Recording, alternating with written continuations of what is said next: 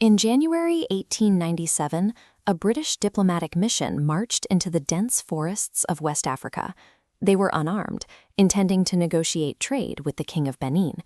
Instead, they were ambushed and massacred. When news reached London, the Admiralty issued an immediate order: launch a punitive expedition. To do this, they had to pull ships and men from bases in Malta, Simonstown in South Africa, and England, dragging assets across a 4,500-mile logistical gap. The military machine was put on a strict ticking clock. They had exactly 29 days to organize, provision, and land a 1,200-man force.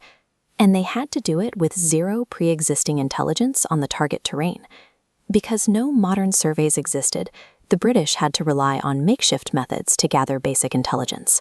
Friendly native chiefs were brought in to draw rough maps of Benin City on the floor, using matches, corks, and pieces of paper. The British military was forced into a blind, high-speed global mobilization to counter a deeply isolated, unmapped empire. Meeting that 29-day deadline required rapid prototyping of their entire supply line. A commercial P&O cargo ship was recalled as it left the Thames, stripped and converted into a fully equipped hospital ship, complete with specialized ice rooms, in exactly 5 days. This chart breaks down the strict weight limits required for the Jungle March. Since there were no roads, every single piece of equipment had to be carried by human porters to a maximum of exactly 54 pounds. This was divided into color-coded canvas kits, custom tin-lined biscuit boxes that fed 24 men for a day, and retrofitted kerosene tins for water. The heavily laden troops first hit the oppressive African climate at Waragi.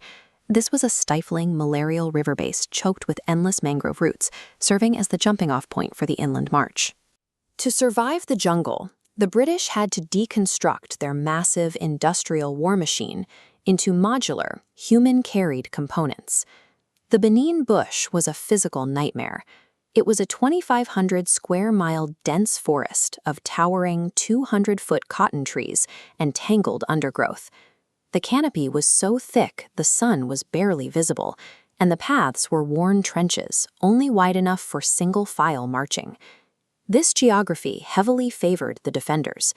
The Benin warriors cut ambush paths, parallel lanes hidden 15 yards deep in the thick brush.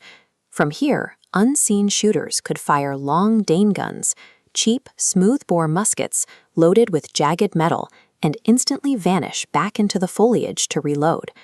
The British countered this with a relentless rhythm of precautionary volley fire. Instead of waiting to be shot at, the advancing column fired blind, overlapping volleys into the surrounding brush every minute or two, scattering the hidden warriors before the ambushes could be sprung. When the Beni stood their ground, the British deployed their technological advantage, Maxim guns. These fully automatic machine guns were mounted on portable stands, allowing the vanguard to shred the dense foliage and silence snipers hidden on elevated tree platforms. Winning this campaign meant industrializing survival against the claustrophobic geometry of the jungle itself. The mission nearly collapsed at the village of Agagi.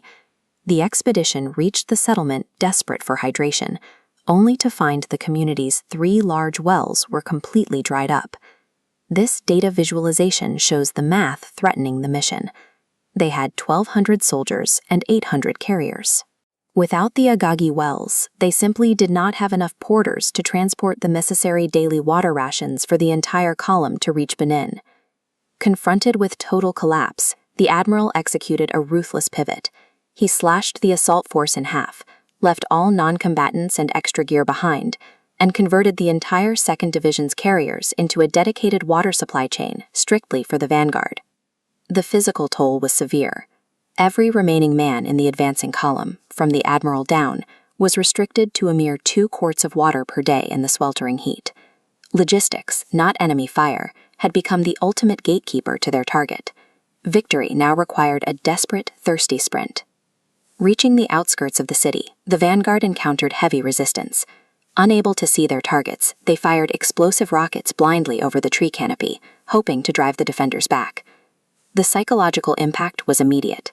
The rockets accidentally landed directly inside the king's sacred compounds. Believing the white men were hurling divine thunderbolts from the sky, the Beni forces fell into mass panic and fled. The British pushed through the final stretch of jungle and broke into the open clearings of Benin City. Instantly, they encountered the horrific first signs of why the surrounding tribes called it the City of Blood. Inside the Juju compounds, enclosures specifically built for ritual sacrifices, they found purpose-built crucifixion trees, massive pits overflowing with the victims of recent murders, and a sickening smell of death that permeated the soil. It was a severe cultural whiplash. This highly regimented industrial British force was brought to a dead halt by the sheer systemic scale of Benin's ritualistic slaughter. In the immediate aftermath of the capture, the British began cataloging the city's hidden wealth. Buried in the dirt of the compounds, they discovered hundreds of incredibly intricate bronze plaques. The soldiers were struck by a confusing contrast. They were standing in a city with a barbaric, blood-soaked reputation, yet holding artifacts of breathtaking craftsmanship. On the final day of the occupation, a stray spark from a camp caught a dry thatched roof. Within minutes, the intense heat and driving wind triggered an unstoppable cyclone of fire. British forces scrambled in a frantic evacuation. They fought through the blinding smoke to save their wounded, drag out their remaining provisions, and rescue the bronze artifacts from the blaze.